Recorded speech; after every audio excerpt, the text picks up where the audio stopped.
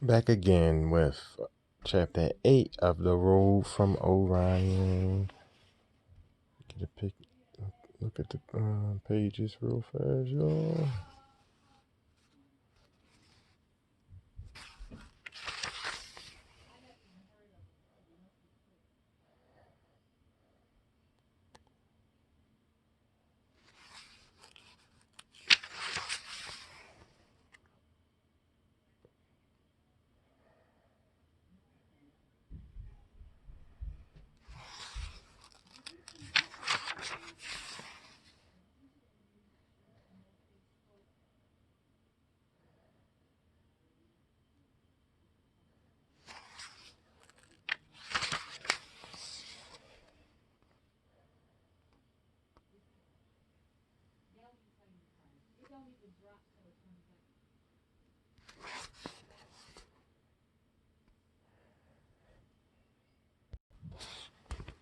It is cruelty that cements matter together, cruelty that molds the features of the created world. Good is always upon the outer face, but the face within is evil, evil which eventually be reduced. But at the supreme instant, when everything that was formed will be on the point of returning to chaos. Letter dated Paris, November 16th, 1932, Antonian Artaud. Chapter 8. The next morning, Lucia put on white gloves, unlocked the safe, retrieved the powder, and carefully diluted 1/2 teaspoon into a glass of water. The gloves were an unusual touch, making both John and I nervous. The night before, we decided that it would be best if if only one of us took the powder. Neither of us wanted to say it, but we did not trust Lucia. So after she went to bed, we opened a fifth of her Irish whiskey, resolving that whoever took the last shot of Bushmill would have to drink the gold the next day. Last night, John drank the last shot with real gusto, but the memory of his now made him look tense.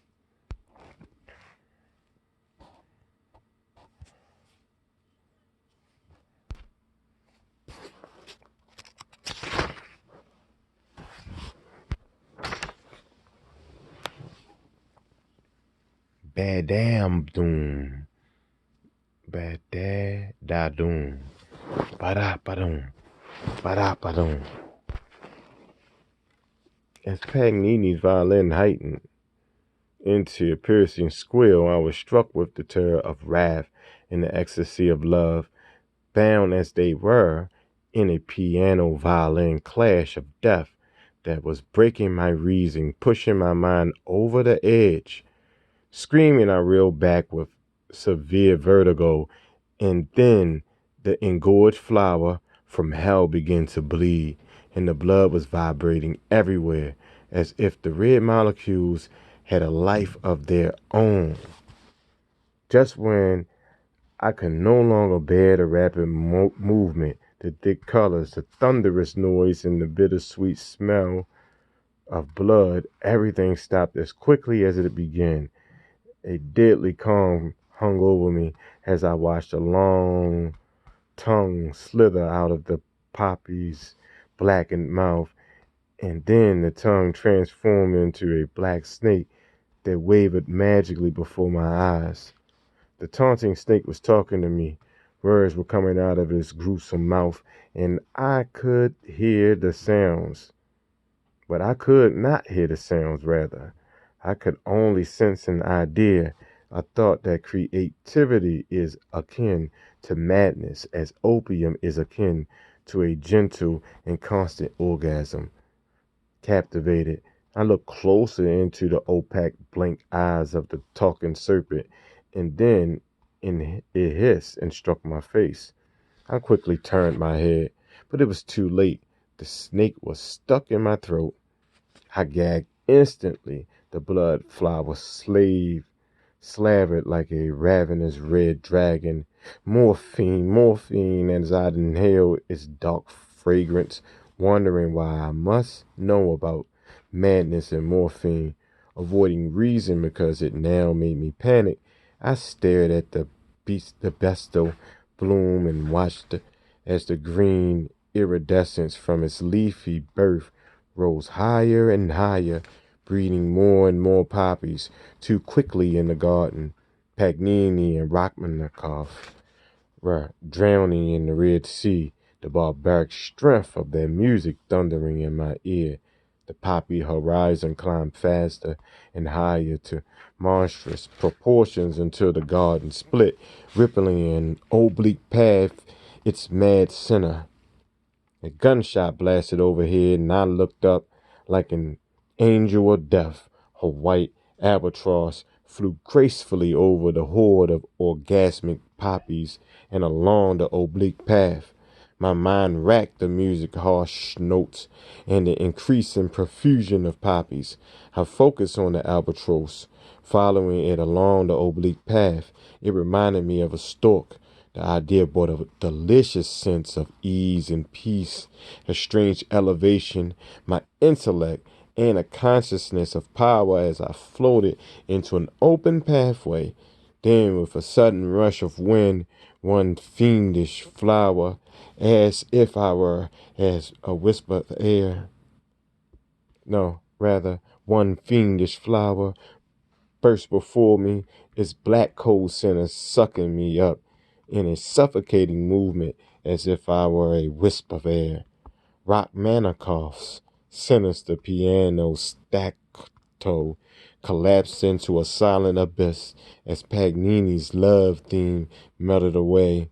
Only the macabre stare of a demon flashing eyes congealed with the darkness as I struggled to breathe. A mixture of air and frustration enraged the savage cold eyes, full of cruelty. I sensed it was the white albatross. And then something shifted within me, dissolving the eyes and replacing them with the electromagnetic dance of data that was oozing from the poppy's center, a stream of trivia.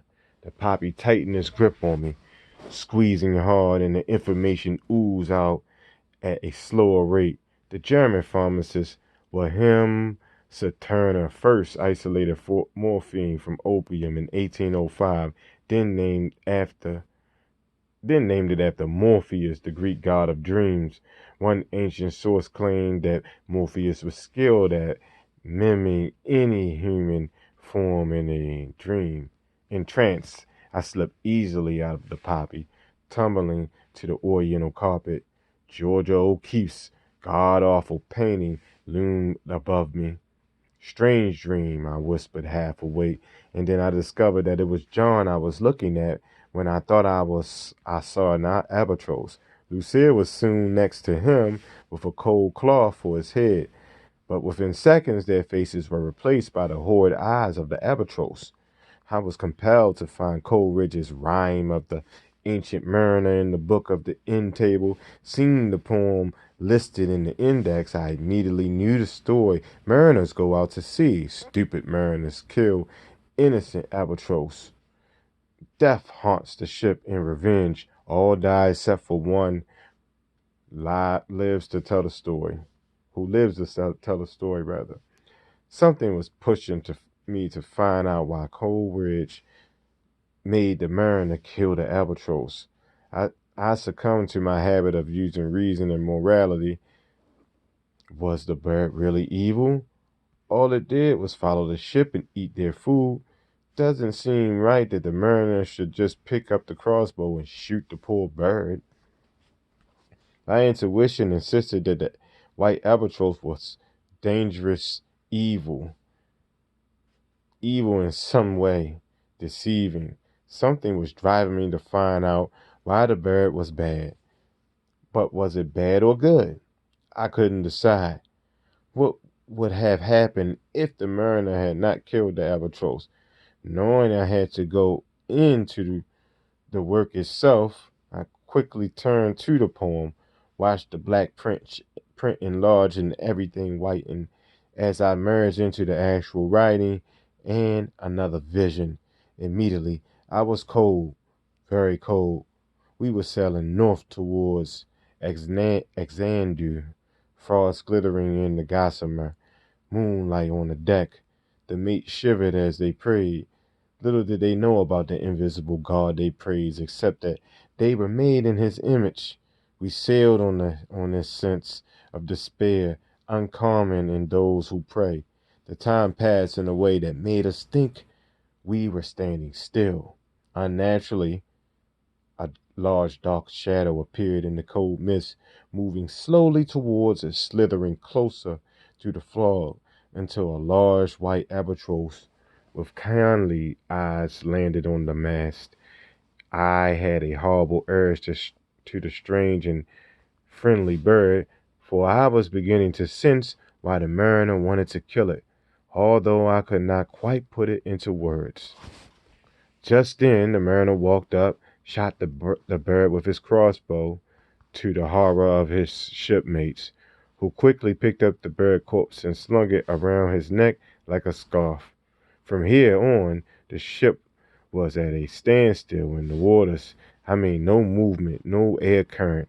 That's because the mariner had killed the bird that made the wind blow. So we were just stuck in the cold sea with the moon eyeing us like we were fresh meat waiting to be devoured. I avoided to tell the tale of the eye of the moon, and for good reason. Soon my moonstruck mates were dropping dead one by one, like sheaves of wheat dropping before a reaper's sickle. Only the mariner and I were left, and to our dread, we saw strange shape winding towards us rather, over the spectral sea, illuminated by the sun, masked by a dungeon grate, as if it should be kept prisoner for our safety. In the silvered light, a lovely woman approached with a dark companion, and they lingered on the bow. "That's death with her," said the mariner, whispering to me that despite her looks, golden hair, and ruby lips, she was a nightmare too. "You caused this," I said. "You shot the albatross." We watched as the woman and death began to roll bones on the ship's deck, playing crooked dice for our souls. I was not about to stake my freedom on the last cast of the dice or the die. Maybe Paganini sold his soul, but I was not going to gamble my life, even though death and its lady looked at it differently. They were just keeping their words. I could read their minds. Our Out of the corner of my eye, I noticed the trigger-happy mariner aiming his crossbow my way, and then in fear and desperation, I did something that I did not know I could do. I changed Coleridge's poem by imagining that the mariner had not shot the white albatross. Within less than 1 second, as if someone had clicked fast rewind, both the woman and death mate vanished into the ghostly fog, and the men rose from the dead, and the albatross somersaulted off the mariner's neck and back into the mast deck. The crew was spared, and inevitably, judgment scene of the death that occurs in the poem. Anti-apocalypse, if you will. Take your revelatory story and shove it, I thought. Now let's play this again. Could I find out the real meaning of the poem, the meaning Coleridge himself did not know? The mariner and I stared at the albatross, who we still believe deserved to die, as the livid forms of Paganini and Rachmaninoff riveted across the waters, swooping down the ship like large birds of prey. On cue, their music exploded horribly around us, and it came to me that the albatross was some bizarre love symbol gone wrong, although I could not prove it by rational standards. The mariner was aiming his crossbow at the white bird again, and the bird in defiance rotated around, lifted its middle tail feather high in the air like a finger, and then it squawked once, pooped on the deck and transformed itself into the lovely Lady Christabel. For those of you who have not read the works of Opium Dope Coleridge, Christabel was the lovely virgin that the vampire Geraldine seduced. Lucky at love, Geraldine also seduced Christabel's dad, Sir Leoline, who sensed the exceedingly beautiful Geraldine, arrayed in white silk and gems, was weird, possibly a drag queen. Looking in her divine eyes, Sir Leoline saw a disturbing duplicity. One of her divine eyes would suddenly rotate and take a perfidious, unsettling look, almost reptilian. As was the custom of the era, Leoline asked his bard for some input. That night, the bard dreamed that he saw the maiden Christabel in the form of a dove in the woods with a green snake coiled around her neck, sucking her lifeblood. The snake, of course, symbolized Geraldine sucking the blood of Christabel. Eyeing the mariner, I put my hand on his quivering arm, knowing that he was seriously considering shooting Christabel because a green snake was crawling up her legs, slowly disappearing beneath her gown, the sick virgin just smiling. A Roman Catholic image flashed in my mind of a statue of the Virgin Mary with her arms outstretched